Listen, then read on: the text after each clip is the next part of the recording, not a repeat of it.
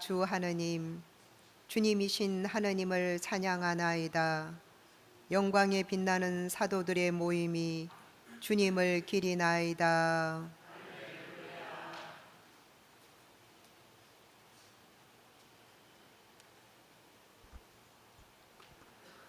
주님께서 여러분과 함께 또한 부재의 영과 함께 요한이 전한 거룩한 복음입니다. 주님 영광 받으소서.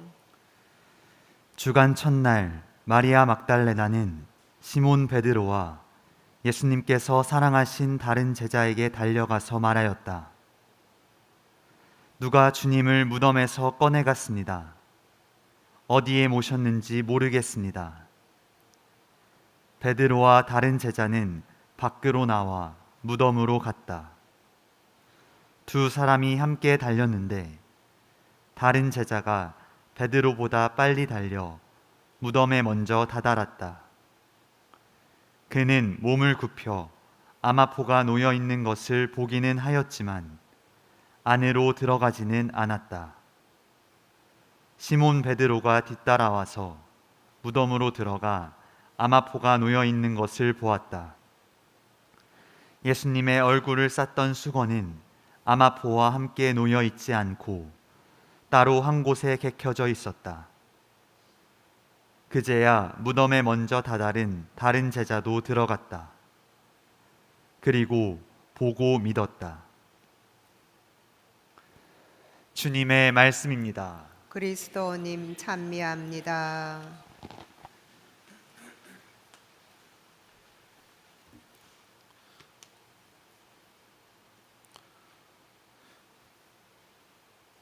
오소서 성령님, 그제야 무덤에 먼저 다다른 다른 제자도 들어갔다. 그리고 보고 믿었다. 안녕하세요. 오늘 미사가 끝나면 저는 후다닥 서울 가서 마지막 녹화를 해야 됩니다. 근데 이 마지막 녹화일이 또 요한사도 축일날 마지막 녹화를 하는 게 참 저한테는 의미가 있어요. 여러분들 아시다시피 제 소풍제에 써 있는 말이 이게 로고스, 말씀이란 뜻이죠. 요한복음 1장 1절에 나오는 그거를 제가 여기다가 이렇게 제의하시는 수엠한테 새겨달라고 이렇게 했는데 뭔가 다 맞아떨어지니 오늘 왠지 대박 날 것 같은 느낌이 듭니다. 내가 누군가한테 엄청나게 사랑을 받고 있을 때, 예를 들면 뭐 본당 신부님한테 사랑을 막 엄청나게 받고 있거나 아니면 또 주교님한테 사랑을 엄청나게 받고 있거나 그런 사랑의 주인공이었을 때 갑자기 신부님이 나를 엄청나게 사랑하는 걸 나도 알고 있고 신부님도 알고 있는데 그럼에도 불구하고 다른 사람한테 어떤 중요한 일을 시키게 되게 되면 우리는 보통 어떤 느낌이 드나요? 1번 너무 기쁘다. 2번 저 일은 내가 해야 되는데 신부님이 나를 사랑하시는데 왜 저 사람한테 저 일을 시키지? 그러면서 이제 신부님도 믿고 저 일을 하게 된 저 사람도 시기가 나고 질투가 나고 그러다 보니까 자꾸만 그 일을 도와주고 싶은 마음이 안 들고 자꾸 신부님한테 가서 이 사람은 이게 자격이 안 됩니다. 내가 해야 됩니다. 신부님. 막 자꾸 이렇게 말하고 싶은 그런 유혹이 든다. 3번 나는 사랑받아 본 적이 없어서 모르겠다. 자, 몇 번이에요? 1번이에요? 2번? 네, 맞아요. 우리가 특별한 사랑을 받고 있을 때 느껴지는 유혹 중에 하나가 바로 그런 유혹이에요. 오늘 복음을 보면 복음에 다른 제자라고 나옵니다. 이 다른 제자가 누구냐? 요한복음서에서는 예수님께서 사랑하신 제자가 바로 다른 제자예요. 그럼 예수님께서 얼마나 사랑하셨느냐? 이 요한복음 13장을 보면 세종례 때 이런 장면이 있어요. 제자 가운데 한 사람이 예수님 품에 기대어 앉아 있었는데 그는 예수님께서 사랑하시는 제자였다. 여기서 예수님 품이라는 표현이 이 그리스 말로 원래 의미가 어떤 의미냐면 자매님들 가슴을 의미해요. 그러면 우리가 논리적으로 생각해 보죠. 왜 예수님은 남자인데 자매님들 가슴을 의미하는 그 단어를 여기서 썼을까? 이 자매님들 가슴은요, 아주 특별한 장소예요. 이거는 사랑하지 않으면 그 품 안에 들어갈 수가 없는 장소이기 때문에 그래요. 남자의 품은 아무나 다 들어올 수 있지만 자매님들의 이 품은요, 난 여자가 아니라서 모르겠지만 내가 틀린 얘기하면 틀리다고 얘기해줘요. 제가 그동안 살아와서 경험을 봤을 때 여기는 아무나 허락되는 곳이 아닙니다. 정말 목숨을 내어놓을 정도로 사랑하는 존재만 이 품 안으로 들어올 수 있어요. 그 대표적인 사람이 누굴까요? 바로 여러분들 자녀들이죠. 그죠? 요한복음에서 이 예수님의 품에 유일하게 허락되었던 사람이 누구냐? 예수님께서 사랑하신 제자였어요. 그러니까 이 사랑이 얼마나 특별한 사랑인지를 알 수 있죠. 요한 사도는 이렇게 예수님께 엄청난 사랑을 받았습니다. 그런데 여러분들 마테오복음을 보면은 예수님이 베드로에게 이렇게 말씀하셔요. 너는 베드로이다. 내가 이 반석 위에 내 교회를 세울 터인즉 저승의 세력도 그것을 이기지 못할 것이다. 나는 너에게 하늘나라의 열쇠를 주겠다. 그러니 내가 무엇이든지 땅에서 매면 하늘에서도 매일 것이고 내가 무엇이든지 땅에서 풀면 하늘에서도 풀릴 것이다. 예수님의 품에 유일하게 허락된 사람이 요한 사도인데 예수님은 베드로에게 교회를 세울 것이고 베드로를 통해서 당신의 그 구원 계획을 시작하실 것이라고 약속을 해주고 계십니다. 그럼 요한 사도 입장에서는 어떤 유혹이 다가올까요? 제가 처음에 강론 시작하면서 여러분들에게 질문 드렸던 그 유혹들이 다가오겠죠. 베드로를 시기하고 질투하고 왜 예수님이 나를 이렇게 사랑하는데 왜 나에게 이 일을 맡기지 않고 베드로에게 맡기지? 아 진짜 너무하네? 뭐 이런 유혹이 분명히 다가오겠죠. 근데 요한 사도는요, 그 유혹을 쫓아가지 않았다는 겁니다. 그 증거가 바로 오늘 복음이에요. 오늘 복음은 여러분들 예수님의 빈무덤에 누가 제일 먼저 도착했냐면 다른 제자, 다시 말하면 예수님께서 사랑하신 요한 제자가 베드로보다 먼저 도착했어요. 그렇다면 어떡하겠습니까? 당연히 우리들 생각으로 따져보면 당연히 들어가서 자기가 먼저 보고 믿고 그리고 나서 뒤따라온 베드로에게 예수님 부활하셨다고 이렇게 얘기하고 싶은 그런 마음이 들겠죠. 근데 기다리고 있습니다. 안 들어가요. 왜요? 예수님께서 베드로를 통해서 교회를 일으키실 것이고 베드로에게 구원을 위한 모든 뜻을 넘겨주셨다는 그 예수님의 결정을 요한 사도가 존중하고 있기 때문입니다.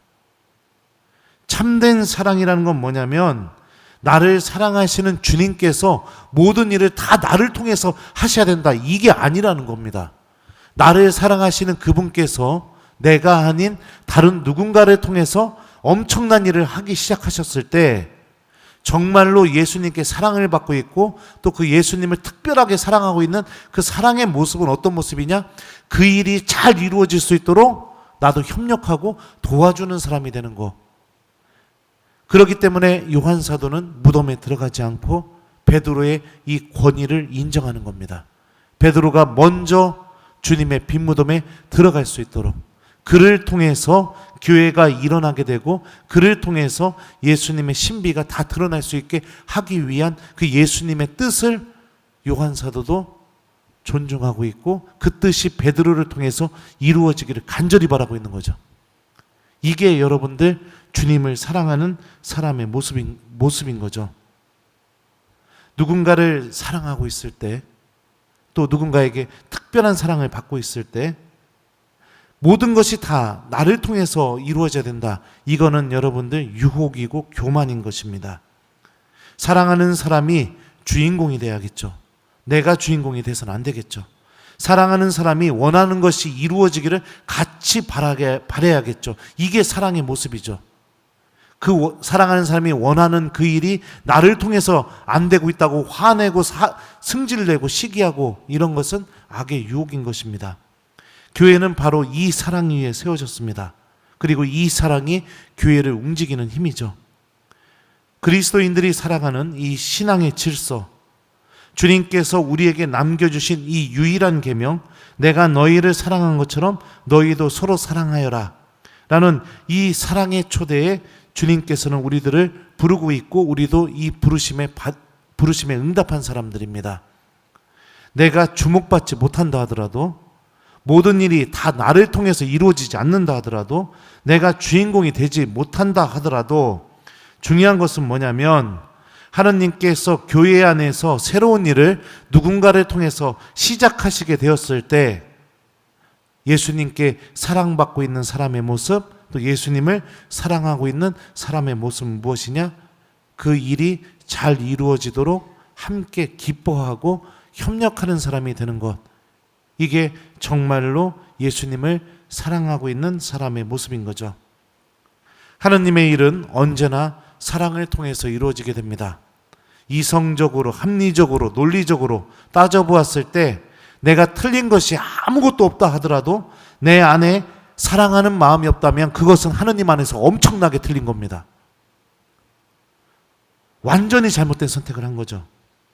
왜냐하면 신앙은 이성과 합리적인 판단과 그 다음에 납득이 되는 그런 이유들만으로 이루어진 것이 아니기 때문이죠. 사랑 또한 마찬가지죠. 합리적인 사고, 이성적인 판단, 논리적인 납득, 이것만으로 사랑이 이루어진 건 아니죠. 이것이 하나님이 우리를 초대하는 방법이고, 우리가 주님의 부르심에 응답하면서 살아가는 방법이죠. 오늘 제1독서 말씀 들어보죠. 우리의 친교는 아버지와 또 그 아드님이신 예수 그리스도와 나누는 것입니다. 우리의 기쁨이 충만해지도록 이 글을 씁니다. 요한 사도는 자신의 편지를 쓰면서 하느님 아버지와 또 예수님과 나누는 그 친교의 기쁨이 충만해지기 위해서 그 편지를 쓴다고 우리에게 전하고 있어요.